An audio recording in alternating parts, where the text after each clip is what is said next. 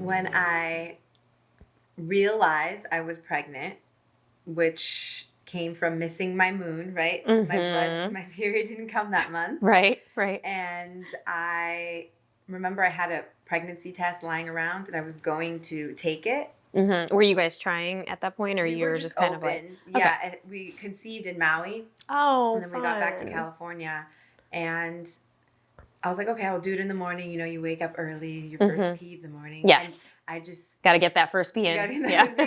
And it was gone. The pregnancy test that I had, it was like missing. Oh. Like, I don't know if Cairo, my other son, found it and played with it, but it was gone. So I already knew from that moment that I was doing a full-on wild pregnancy, that I wasn't even going to take a pregnancy test. Oh, wow. I did not need to pee on a plastic stick to let me know I was pregnant. Wow. I already know that my blood wasn't here. I'm pregnant. Oh, wow. So what happened from that moment when I just drop into the body and allow the body to do what it does and to just trust my intuition, to trust my body, and just the ancestral wisdom, all the women who birthed before the medical westernized system. Right. Before, medicine was super popular. Yeah, all the things. What happens if we just trust? And this, of course, was brought on from my first birth experience that I can go into later. But I just knew that I had to reclaim birth. And I had to reclaim my first birth, but I had to reclaim birth as it currently is on this planet. So can you explain a little bit more about that? Because was it the opposite of what you had with Cairo? So I'll go into it. Yeah, so with Cairo, I got put to sleep, general anesthesia, C-section. Oh, no. And general anesthesia? General anesthesia. So I was knocked unconscious. Oh, my gosh. To give birth. I've never met any woman who gave birth that way, but I later found out that my mom was put to sleep to have my sister. Oh, my gosh. So it was like in the family line that I broke the second time around. But essentially, with my first pregnancy, I was in the hospital, going through all the things, getting all the tests, peeing in a cup, doing all the things. Every week after week. Week after week. Week after week. Having, her fears, doctor fears projected onto me, statistics projected onto me, things that were not mine I took on. And essentially, I became another number, became another statistic of like women C-section, who miss out completely on their births, have their births stolen from them, give up their births because it was my own consciousness at the time that allowed all those things to happen. There were red flags, but I didn't have the strength and power within me at that time to say, bye, I'm choosing another way. What is the other way? I didn't know. And that's why awareness shifts consciousness. Awareness creates change. I didn't know about free birth.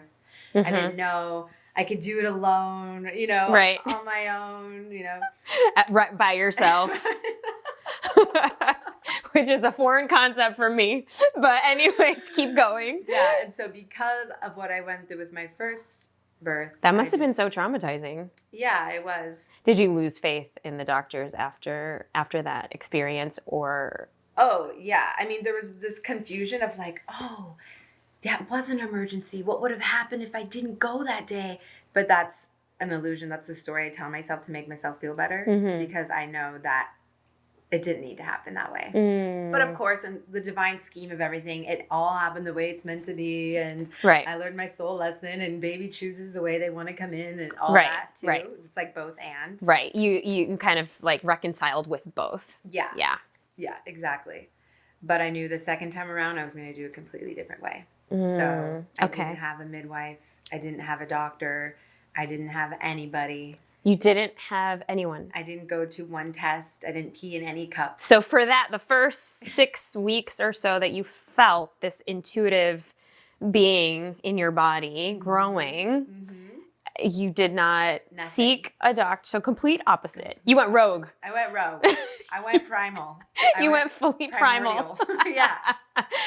Never peeing in a cup or on a stick. Never took a blood test, never took an anything test. And you weren't like curious, like maybe not, especially in the beginning few weeks. That's part of the mystery that I surrender to. Wow. That is the ultimate surrender besides death. And in that also accepting death, which comes later on. But I had to surrender to the mystery, to the divine mystery of what is, to what was happening inside of me. How beautiful. To what was going to happen, that I don't have control over it. What happens if I just fall back and trust? Oof. Trust in spirit, trust in God, trust in my body, trust in the baby. Yep. That whatever's meant to be is going to be. Whatever is going to unfold will unfold. And you can't control it. No intervention. No intervention, no wanting to know. It's like we are trying to play God. The doctors are trying to play God and looking inside of us with these ultrasounds and trying. It's like, why? Why? And I know there's some arguments to be, oh, if I didn't know this ultrasound, I wouldn't have known this. Yeah, sometimes it can be helpful, but if that's the path you're choosing and that feels supportive for you, then great. But most of the times we don't even know that we have a choice to say no. To say no. To choose another way. See you next time at the Brave Table.